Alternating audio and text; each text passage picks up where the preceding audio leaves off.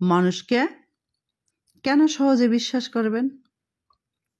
রান্না হবে আর সেই সঙ্গে একটু গল্প হবে। আজকে আমি রান্না করছি চিকেন, আর এদিকে ফুলকা ভাজি, ফুলকপি আর মাছ দিয়ে, আর এদিকে কলা আলুর ঝোল ছিল একটু। তা রান্না হবে আর গল্প হবে। আমার রান্নাটা কিন্তু একেবারে বাংলা রান্না, মানে খুব ব্যস্ততার ভিতর, মানে খুব তড়িঘড়ি করে চিকেনটা রান্না করেছি, দেখেই বুঝতে পারবেন। যাদের রান্না করতে দেরি হয়ে যায়, সময় পান না, মশলাগুলো একসাথে করে নিতে হবে, তারা আমার মতো এরকম বাংলা রান্না করতে পারেন। এদিকে মাংস আগে চাপিয়ে দিয়েছি, তারপর বাটনা শুরু করে দিয়েছি। আমি আবার কিন্তু টাটকা মশলা খাওয়া পছন্দ করি, মানে খাই প্রত্যেকটা দিন। আমি হচ্ছে গিয়ে কোনো দিন যদি বাটা মশলা খাই সেদিন বেটে নিই, আর যদি না খাই তখন তো এমনিই শুধু পেঁয়াজ দিয়ে চালিয়ে দিই, পেঁয়াজ ছাড়াও চালিয়ে দিই। হ্যাঁ, রান্নাটা আমার এরকম। তাহলে আর টাটকা মশলা কিন্তু খাওয়া শরীরের জন্য ভালো।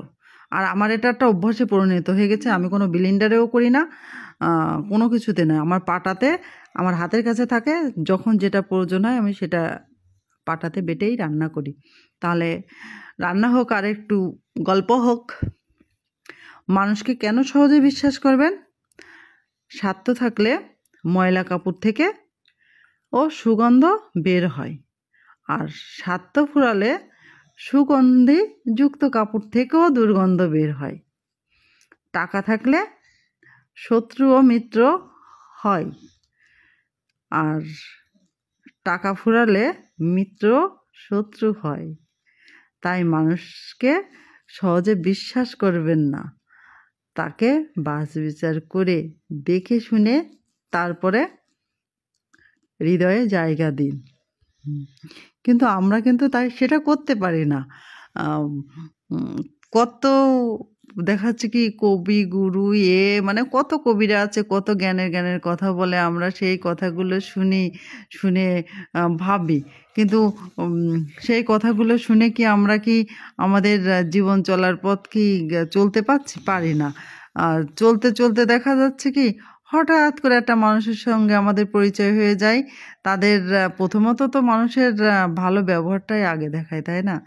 ওরকম কথা বলতে বলতে ভালো ব্যবহার আমাদের কাছে মনে হয় কি মানুষটা না জানি কত ভালো, হ্যাঁ, এরকম।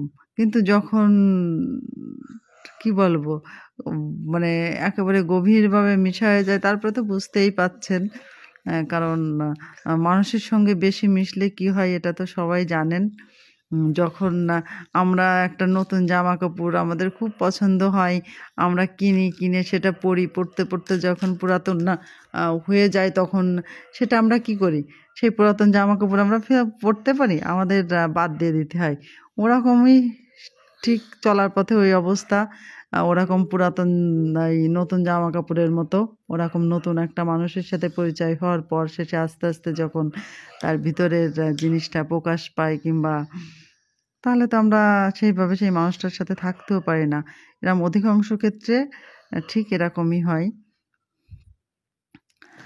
তা আমরা সঠিকভাবে মানুষ বিচার করাটাই হচ্ছে কি আসল। কিন্তু উম, কয়জনেই সঠিক মানুষ করতে পারে, বেছে নিতে পারে? হয় না। তারপরেও মানুষের জীবন চলার পথে ভুল থেকে শিক্ষা নেই, এটাই আমাদের সবার নেওয়া উচিত। আর সবসময় চলার পথে ভালোভাবে চলতে হবে, সতর্ক হয়ে চলতে হবে। আমার রান্না প্রায় শেষের কাছে। খুবই তড়িঘড়ি করে তাড়াতাড়ি রান্নাটা করে নিয়েছিলাম। কপিটা আমি এখানে ভেজে নিয়েছি, এটা মাছ দিয়ে কপি রান্না করেছিলাম। ওই পাশে একটু কলার ঝোল রান্না করেছিলাম, কলাটাও ভালো করে ভেজে নিয়েছি, নিয়ে তারপর জল দিয়ে, পরিমাণ মতো জল দিয়ে রান্না করলাম। এখানে মাছ দিয়ে কপি, এই যে আমার রান্নাটা হয়ে আসছে। আপনারা সবাই ভালো থাকেন, যদি আমাকে ভালো লাগে পাশে থাকবেন। আর নমস্কার।